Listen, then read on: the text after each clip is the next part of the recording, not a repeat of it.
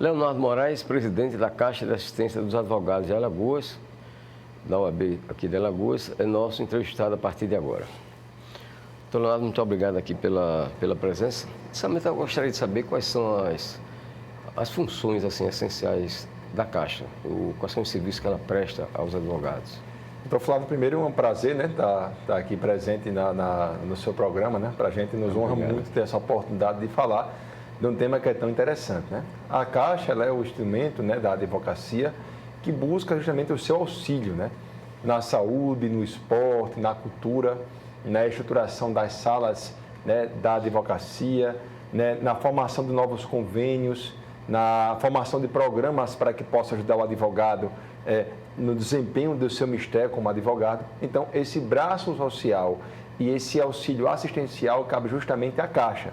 E é essa nossa função, né, desses próximos 3 anos.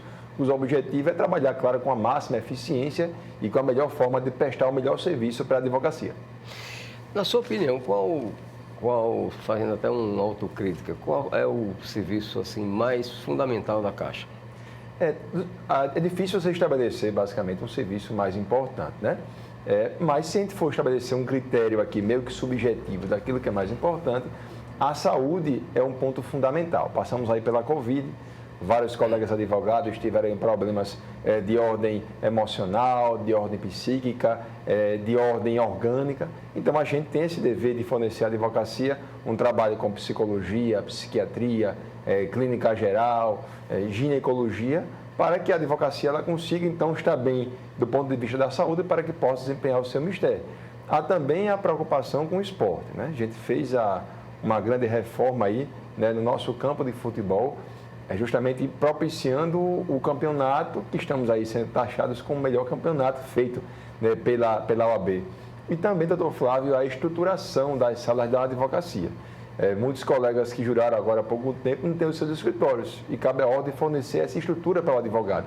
Se você vai para todos os tribunais e os atos especiais na sede da OAB, em Jacarecica e também na sede histórica, lá tem sala para peticionamento, salas de reunião, para que o advogado não só possa receber os seus clientes, como também fazer audiências virtuais, reuniões para fazer contratos novos, novas parcerias.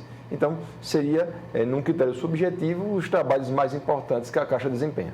Bom, no caso da saúde, que você mesmo colocou que é uma coisa muito fundamental para a pessoa humana, né, principalmente advogado, inclusive advogado, qual é a forma de prestação desse serviço? Mediante planos de saúde? Qual é a forma que a Caixa opera no que diz respeito à saúde? A Caixa ela possui convênios com todos os planos de saúde. Então, o advogado ou advogada que queira contratar um plano de saúde, ele vai procurar um convênio junto à Caixa de Assistência, ele vai conseguir um desconto diferenciando a tarifa que é pago por qualquer pessoa com aquele que é advogado ou então advogada. Então, isso acontece com todos os planos de saúde sem exceção. O nosso projeto enquanto gestão é criar um grande centro médico, que ele vai ser feito após a reforma do prédio histórico. Vai ficar naquela parte de trás, lá tem um galpão que é bem grande, e a gente vai oferecer um serviço médico presencial, primeiro, né, com clínica geral, com ginecologia, com psiquiatria e também psicologia. E vai ampliar também o serviço médico para odontologia, né? Lá vai ter um trabalho de um dentista, né, que vai estar à disposição em dias marcados para que o advogado possa cuidar da saúde bucal e também da saúde psíquica e da saúde física. Além disso, já conversamos inclusive com 2 empresas para oferecimento de serviço de telemedicina. Então, com isso, o advogado, de acordo com a especialidade e o problema que ele possua, ele vai conseguir, com o conforto da sua casa, no seu telefone celular, com um tablet ou computador, ter um atendimento com telemedicina com um hospital de referência, preservando, claro, o tempo, né, economizando o tempo e também conseguindo, né, a saúde que ele mais precisa. Esse trabalho vamos chamar de retomada da sede histórica, ele já começou? Esse é um dos projetos mais importantes nossos, né? Nós desenvolvemos um projeto, levamos ao Conselho Federal, o doutor Felipe Sarmento, que é o presidente do FIDA, recebeu o nosso projeto, né?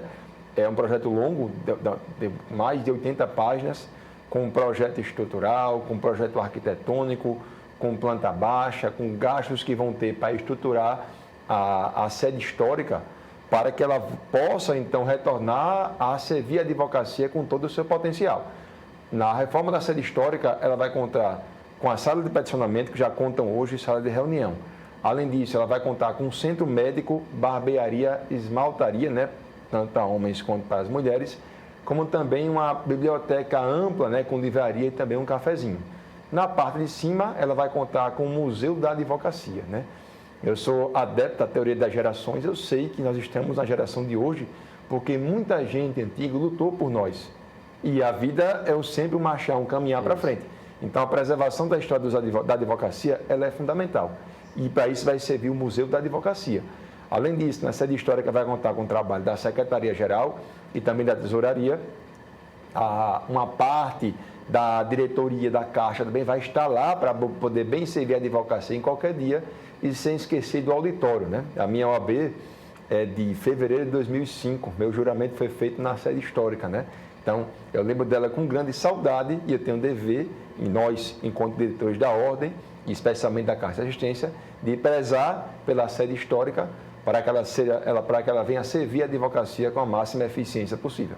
Então, só para a gente dar um esclarecimento a quem está nos assistindo, a sede histórica é aquela da Praça do Montepio.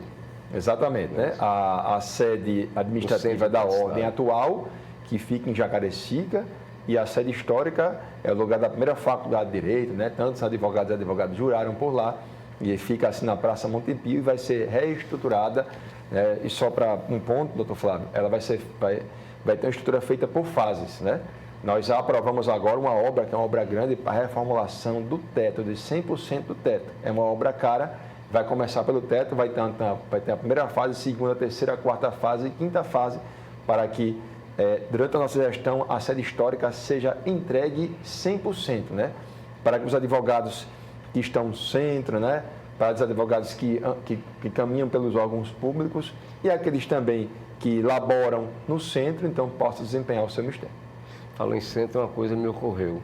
Estacionamento, como resolver? Pronto, nós temos 2 estacionamentos. Um que fica na parte alta, que fica em frente ao Fórum do Barro Duro, e também aquele que fica perto ao Tribunal de Justiça. Estive lá aproximadamente 1 hora atrás, né? Os 2 têm uma administração feita pela Caixa de Assistência. Sim. Os 2 estacionamentos serão, então, preservados, né? Então, qualquer advogado ou advogada pode comparecer ao estacionamento para ir fora do Barro Duro, ou ir para o centro, tanto para ir para a sede histórica, Tribunal de Justiça, Assembleia, enfim, todos os órgãos pagando para isso uma tarifa módica, né, e preservando aí o seu carro com toda a segurança possível. Ok. Agora, aproveitando a condição de ser advogado criminal, né, também, a sua opinião a respeito dessa polêmica, desse indulto concedido pelo presidente da República ao deputado Daniel Silveira, qual a sua posição nessa contenda entre o STF e o Palácio do Planalto? Eu vou ter sempre o cuidado, né, de tratar da matéria de ordem técnica, né? Sou advogado, não sou, enfim, político, né? Para afastar a minha posição totalmente libertada de paixões e interesses políticos partidários, né? Primeiro, começar pela palavra que foi feita, então, pelo deputado Daniel Silveira, que procurou as redes sociais, enfim, manifestou algumas posições e, logicamente, as suas posições não fazem parte da liberdade de expressão, né? Então, era sim possível que houvesse responsabilidade criminal. Muitos alegam que ali haveria uma imunidade parlamentar, né, que permite a ele, como deputado federal, dizer o que quer, livremente se manifestar por opiniões, palavras e votos. Só que não seria uma liberdade plena. É indispensável que haja um nexo com a função. Eu não posso, pela minha função, fazer ofensas gratuitas, especialmente ofensas pessoais. Então, que fique lá, né? A partir desse momento, né, que esse fato foi verbalizado por redes sociais, houve a prisão em flagrante, um mandado de prisão em flagrante pelo Supremo Tribunal Federal. Ali não havia flagrante. Então, houve, então, o primeiro erro. Segundo, o Supremo Tribunal Federal decretou a prisão preventiva do deputado federal, quando o texto constitucional é claro que parlamentar federal não pode sofrer prisão preventiva. Então, uma coisa é a discussão sobre a sua alegação de mérito, em que ele se excedeu em relação à sua atuação. A outra coisa é a atuação do Supremo Tribunal Federal, que começou realizando uma prisão em flagrante e sem flagrante e prisão preventiva, cuja vedação constitucional ela existe. Né? O processo transcorreu, né? E houve então o seu resultado. Né? Me perguntaram certa vez se haveria algum motivo para que os julgadores ou algum dos julgadores tivessem um vício psicológico com o processo. Eu entendo, doutor Flávio, que o vício existe. Né? Eu defendo a legalidade dos atos, não defendo crimes, defendo o direito, mas eu não posso, com o objetivo de punir as pessoas, tolerar que o Estado juiz pratique um ato em excesso.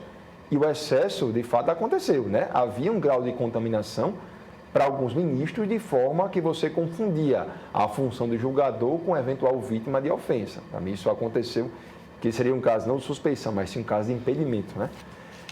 E o julgamento aconteceu. Né?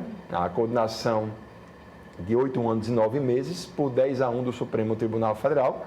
O ministro Cássio Nunes, ele absolveu por ambos os crimes em que houve acusação e os outros ministros condenados, salvo o ministro André Mendonça, que o absolveu pela acusação do crime contra a Lei de Segurança Nacional e preservou o crime de coação no curso do processo. Né? E aí depois houve esse indulto aqui. Né? O indulto é uma das formas que o Código Penal estabelece como uma causa que extinga a punibilidade. Desculpe, a graça, né? Que é a graça. E a lei estabelece que existem 3 formas de perdão que pode ser pela anistia, a graça e o indulto. Anistia, Congresso Nacional, não foi isso. O indulto é um perdão coletivo, que não foi isso. O que aconteceu foi a graça. A graça é um benefício que o presidente da República concede individualmente a uma pessoa que é acusada. E o texto constitucional estabelece que é uma competência privativa do presidente da República sem estabelecer quais são os critérios para que ele escolha quem vai ser perdoado. E aí é muito difícil um tribunal ele se imiscuir na função do presidente da República, com o texto constitucional, a legislação não estabeleceu qual é a limitação para isso. Então, o que é que o STF, o que é que o STF pode fazer em relação a essa medida, essa decisão do presidente? Pronto, é justamente isso, né? Os argumentos de que o STF poderia rever a graça, eles acontecem sob a alegação da finalidade do ato, né? Quando você traz anistia, graça e indulto, geralmente são razões de política criminal. Muitas pessoas presas, uma questão pessoal, eu tenho uma doença terminal, né? Estou, enfim, com idade muito avançada, né? No caso específico, o que diz com critério seria o presidente que teria, por finalidades político-partidárias, determinado perdão para uma pessoa. Então, violaria o princípio da impessoalidade, também violaria a tese da teoria dos motivos determinantes, o motivo não teria sido o mais democrático possível, né? E o terceiro, o desvio de finalidade. Então, impessoalidade, desvio de finalidade, teoria dos motivos determinantes, seriam os 3 fundamentos. Apesar disso, o que eu observo é que, do ponto de vista constitucional, a competência acaba ao presidente da República. E se a graça é um benefício individual, fica muito difícil ao tribunal, o Supremo Tribunal Federal, se imiscuir com questões de critério subjetivo. Então, são 2 teses importantes que devem ser alegadas, mas a expectativa que eu tenho sempre é que a solução seja a mais diplomática e constitucional possível. E, na prática, o que é que acontece com o deputado ou ex-deputado Daniel Silveira? Ele está realmente cassado? A condenação aconteceu, né? 8 anos e 9 meses. O texto constitucional dá ao presidente da República a competência privativa para oferecer a graça. Se a graça foi dada, em tese haverá a extinção da punibilidade. Então, o Daniel Silveira foi condenado, porém não poderá ser punido diante da graça feita pelo presidente da República. Né? Então, do ponto de vista criminal, ao meu ver, está resolvido. Só que na graça, né, a normatização estabelece que os efeitos penais são extintos, a prisão, por exemplo. Certo. Mas os efeitos penais secundários são preservados. Então, se ele amanhã vier a ter uma nova acusação por um novo crime, ele será reincidente. A reincidência é um efeito penal secundário. E a suspensão dos direitos políticos, que se fala, né? A suspensão dos direitos políticos é um efeito penal secundário que, de acordo com o texto constitucional, depende do trânsito julgado da sentença penal condenatória. Quando a decisão efetivamente transitar julgado, ele não terá como ser reeleito, né? Uma vez que, segundo o texto constitucional, haverá a suspensão dos direitos políticos, que não é cessado diante da graça que foi oferecida pelo presidente da República. Ok, nosso muito obrigado a Leonardo Moraes, presidente da Caixa de Assistência dos Advogados de Alagoas e também advogado criminal, pela sua participação aqui em Conjuntura. E muito obrigado a você, telespectador, por nos acompanhar.